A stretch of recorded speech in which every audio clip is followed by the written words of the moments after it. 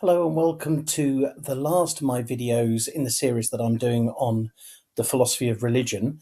This one's going to focus on the problem of evil. I mean, it goes without saying that evil has always been with us and that any attempts to eradicate evil are seemingly impossible.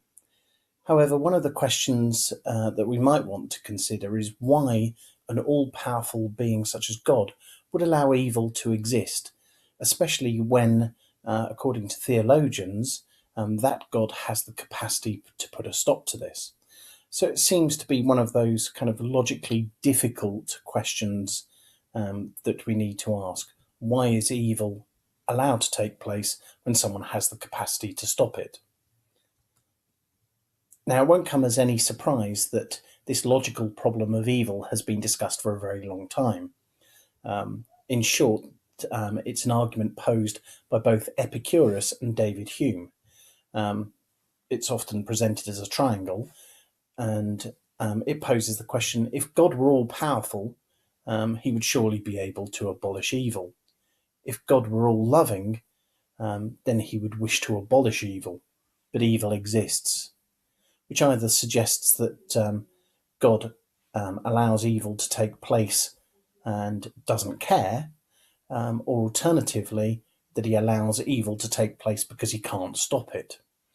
As you can imagine, there are logical difficulties with that, especially when we're talking about an all-powerful, all-loving, all-knowing God. So theologians have for a very long time wrestled with this idea. One of the responses to the problem is somewhat unusual, I guess, is the best way of describing it, and it's one which most of the Abrahamic religions would reject. But there is one suggestion that evil is illusory, that somehow evil in the world doesn't take place, that it's somehow a kind of illusion, a psychological problem. Again, as I say, most Abrahamic religions, or all Abrahamic religions rather, would reject that and say that isn't the case, and that they acknowledge that evil does take place. One of the most common and seemingly thoughtless responses is that evil is required in order to see the good in the world. It's the black to the white. Philosophers such as D.Z. Phillips have said that far from explaining evil, it adds to it by treating the victims of evil with a callous disregard. And you can imagine that kind of situation. D.Z. Phillips talks about the Holocaust. Could you go up to a Holocaust survivor and basically say to them, well, we're terribly sorry that you witnessed the suffering of your family being killed, etc. But actually, it's so that you can see the goodness in the world. As I say, it seems to be a particularly callous way of treating the victims of evil. Other theologians have argued that God doesn't remove suffering, but doesn't desert us in our suffering, and they would point to the suffering of Jesus Christ. That's God's own Son. He suffers quite clearly on the cross. His death is an agonizing one, but he doesn't prevent it, although he is obviously with Jesus at the time of his suffering. In terms of kind of theological responses, the first one I'm going to discuss is St. Augustine of Hippo's Theodicy. A theodicy is the justification of the goodness of God despite evil. Now, in his early years, St. Augustine was very much influenced by the Manichaeans and the Manichaean philosophy. However, their philosophy was heretical in the sense that they believed that matter was evil, in contrast to spiritual things being good. As you can imagine, that would upset the church greatly, because they would argue that God created both physical things such as matter and the spiritual, and to suggest that God had created something that was evil was quite clearly not something that you might want to argue several hundred years ago. Augustine sought to explain how evil could result if God created matter. Now, his first argument is one of original perfection. Basically, according to Augustine, everything in the world is made good, and that includes stones and human beings, trees, animals, whatever.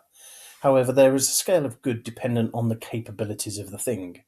Clearly, a stone doesn't have much capability um, when you compare it to a human being. Um, in this case, evil is simply a good thing that has gone wrong. On this basis, Hitler was a good person, but became evil when he allowed himself to become less than good humans are capable of.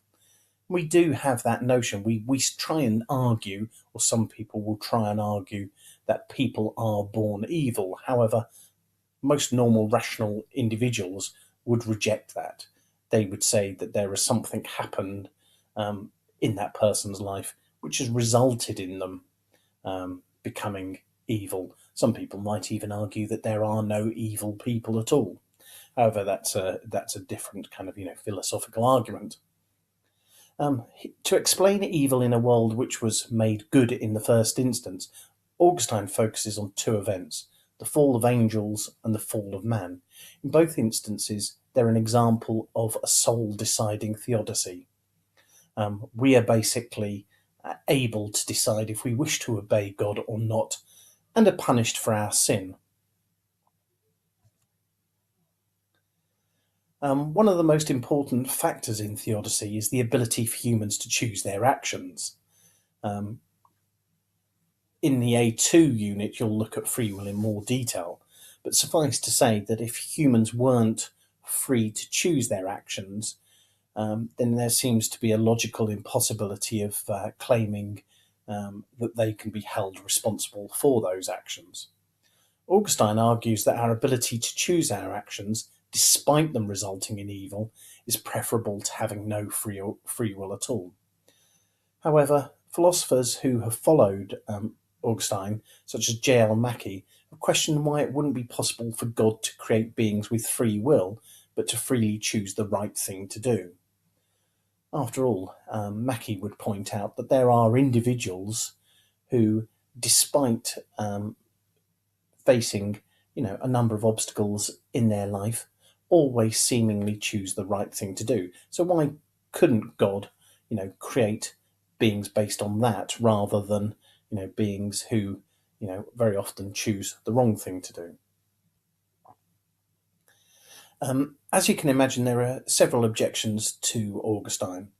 The first one is that punishing us for original sin, the sin committed by Adam and Eve, seems grossly unfair. Um, no one is going to continue punishing you, nor should they, for actions of your relatives thousands of years ago.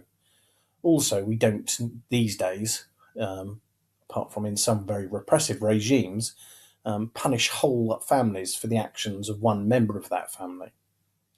The second objection is if creation were made perfectly, it wouldn't go wrong. A perfect machine works perfectly. We're told that God has made the earth and it's perfect because God has made it. So therefore, our conclusion must be it couldn't, shouldn't, or wouldn't go wrong. The third objection is, does it make sense to describe objects as being good? I can see that human beings might well be categorized as good, but can we categorize stones in the same way? After all, stones are inanimate objects. They might have a utility value, but it wouldn't be regarded as good. Lastly, Augustine seems to suggest that people are ignorant and as such can't make informed choices. So those are some objections to Augustine. Um, Now, the philosophy and various theodicies have been developed over the years. The next theodicy is of Irenaeus. According to St.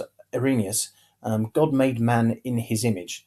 Now, this isn't a physical likeness, but his desire that we attain maturity and self-direction that God possesses. Now, according to St. Irenaeus, basically it starts with Adam and Eve, and over the centuries we have slowly developed to become better and better people. Now, we're not there yet, which is why evil still exists. So we're still trying to attain that maturity and self direction. The point of evil, or the purpose of evil, is that it allows us to reflect on our behaviour and also to reflect on goodness and repentance.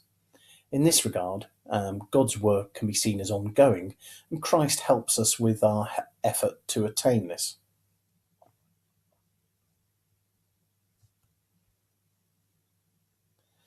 St. Irenaeus' theodicy has been developed in the 20th and 21st century by theologians such as John Hick. John Hick states that the only relationship of value is the one that has real choices.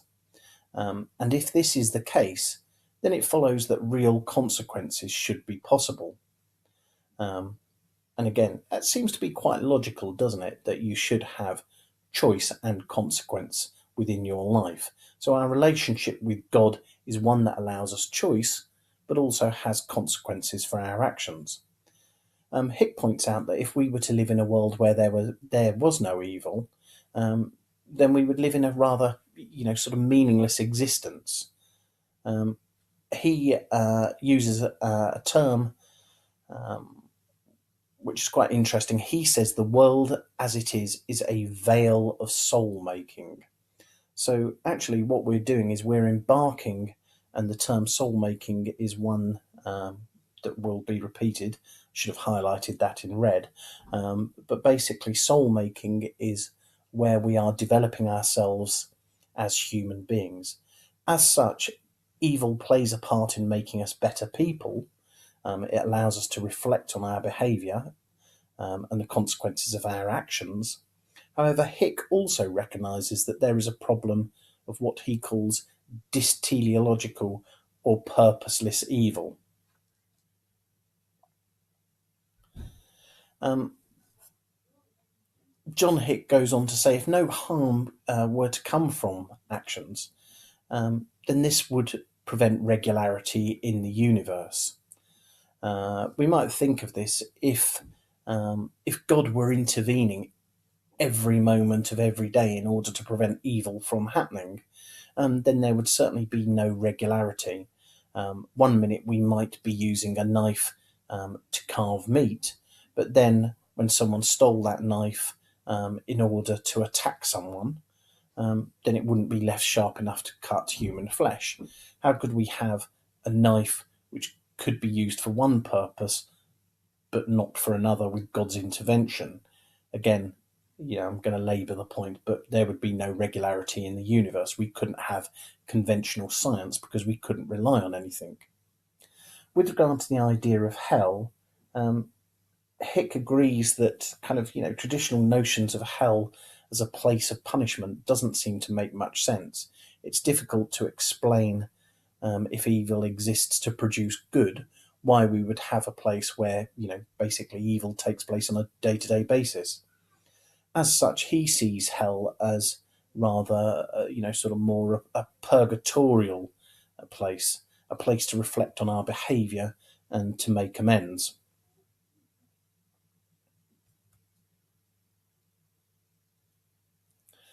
One of the last philosophers I'm going to talk about is D.Z. Phillips and the soul-making theodicy. I've alluded to Phillips earlier on when I talked about the Holocaust, and the philosopher D.Z. Phillips criticises those theodicies that attempt to justify evil as somehow useful. Indeed, he refers to the Holocaust within his work. Phillips gives examples of morally insufficient reasons for evil. These include evil giving the opportunity for character development,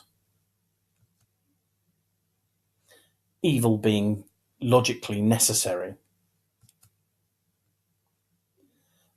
evil acts as somehow being a spur to greater effort or to make better people. One which seems particularly weak, things aren't as bad as they seem. Again, something which seems looking, to be, looks to be particularly weak. Suffering is never more than we can bear. And lastly, we'll get some sort of redemption after our death. So Phillips is basically saying that God's purpose is very difficult to understand, and somehow justifying evil through fairly weak arguments doesn't really make any sense, nor does it provide an adequate response. As you can imagine, some people have responded to D.Z. Phillips. Hick, for example, responded to Phillips by pointing out that he's admitted to the problem of dystheological evil. He accepts that some people do evil acts which don't have any purpose and which we would find difficult to explain. However, it should be stated that Hick is responding to Phillips, whereas Phillips' focus of attack is Swinburne. Now, I haven't included Swinburne because the exam doesn't require you to know about Swinburne. You will find it in your textbooks. You might want to read up on it. It does provide some additional information which may be useful in an exam situation. One thing is clear, it's quite hard to accept that any attempts to justify evil in the good that it creates will succeed in being a very persuasive argument. Lastly, and in conclusion, in terms of the Abrahamic religions, none of them, as I've previously stated, deny that evil exists, or that there is somehow a promise by God to end evil. Instead, all of those religions ask their believers to accept that God is with them in their suffering and that they will be rewarded at the end, and to keep faith. Now, you might notice that this doesn't really explain evil, but provides some assurances that things won't ultimately be as bad when believers, face God at the end of their lives. So whether or not you believe that any of these theodicies actually are able to cope with the argument about why we have evil in the world is clearly one that you'll have to consider, and obviously one that may well come up in the exam.